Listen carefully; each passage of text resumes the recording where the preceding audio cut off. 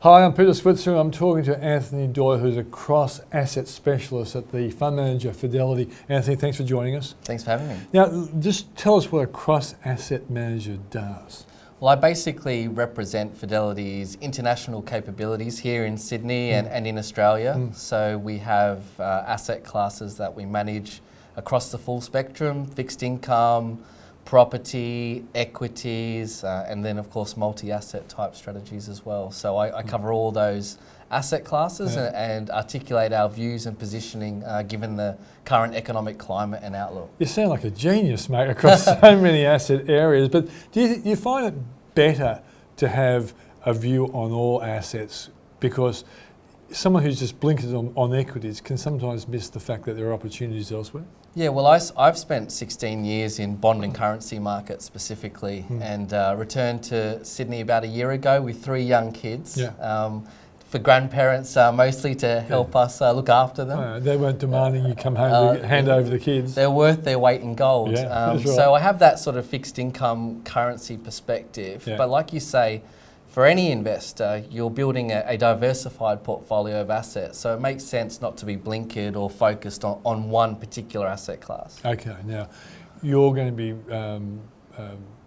talking to our audiences at the upcoming LIT conferences, and your area where you're really concentrating on is emerging markets, right? Yeah, so we have a global asset allocation committee that meets on a quarterly basis, and we give our views on where we see the best value and the best sort of risk-adjusted returns for the current environment. Yep. And where we really like at the moment is global emerging markets, and in particular global emerging market equities. So that's what I'm going to be covering at the conference. And you have a fund that actually zooms in on that kind of investment. So investors, if they're interested in global emerging markets and want access to all the fantastic sort of growth stories and secular trends that are encompassed within that, they can purchase the fund via an active ETF or on M funds or an unlisted unit. And what is the precise name?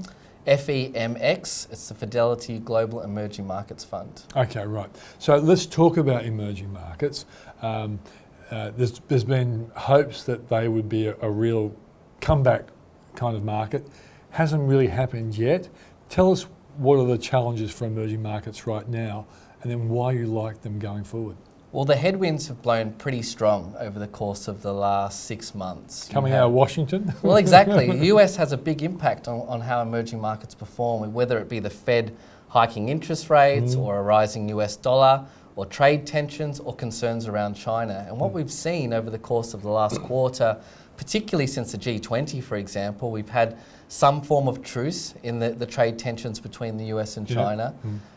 We've had the Fed actually cut interest rates now, perhaps one and done, but we think that they'll cut again before the end of the year.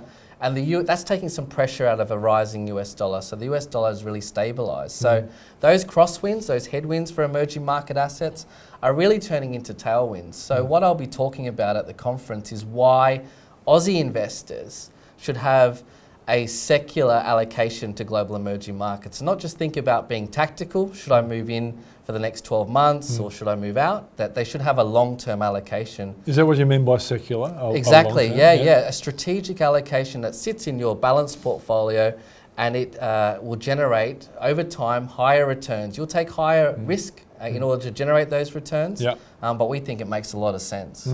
So the thrill seeker, in a sense, would easily say, yes, I agree with Anthony. The very cautious investor kind of holds back, but the cautious investor could miss an opportunity, I guess you're arguing. I think that some of these regions in the emerging markets are probably the one area that Aussies might miss out on over the course of the next decade and in coming decades. I'm talking about regions like Asia, India in particular, these fantastic economies that are growing very rapidly, fantastic demographics, rising consumer wealth.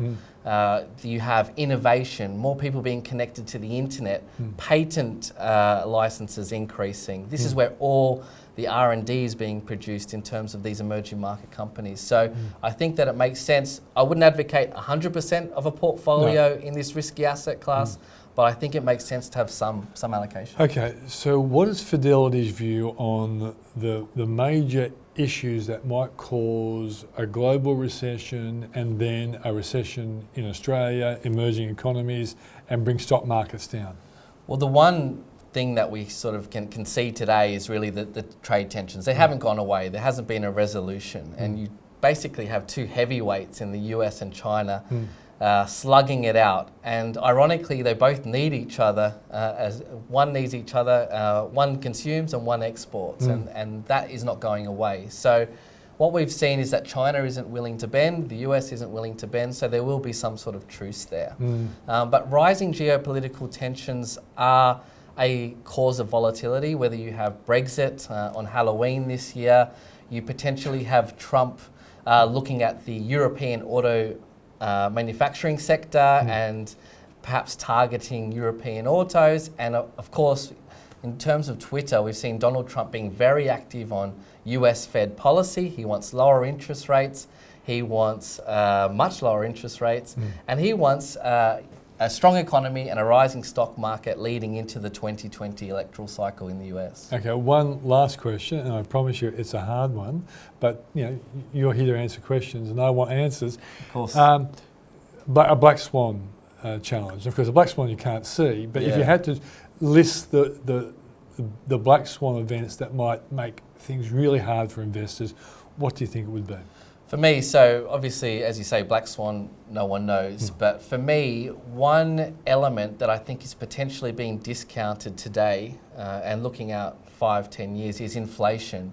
Everyone thinks that we can't generate higher inflation. But if inflation were to come back in a meaningful way for whatever reason, it would have a really big impact on interest rates, the cost of funding, bond yields, discount rates for equities. I think that's the big risk factor. So when investors are thinking about their balanced portfolios, it might make sense to have a little bit of inflation hedging assets in there as well. So you're also probably saying for those retirees who really love term deposits, don't lock in too long because there may well be some time when term deposit rates go up. Of course. Well, the RBA is an inflation targeting central bank, and if they do think that their inflation remit will be threatened, they will hike interest rates in order to bring inflation back to that 2 to 3% band. Anthony, thanks very much. Look forward to hearing your presentation at the Switzer LIC conference. Sure. That's Anthony Doyle from Fidelity.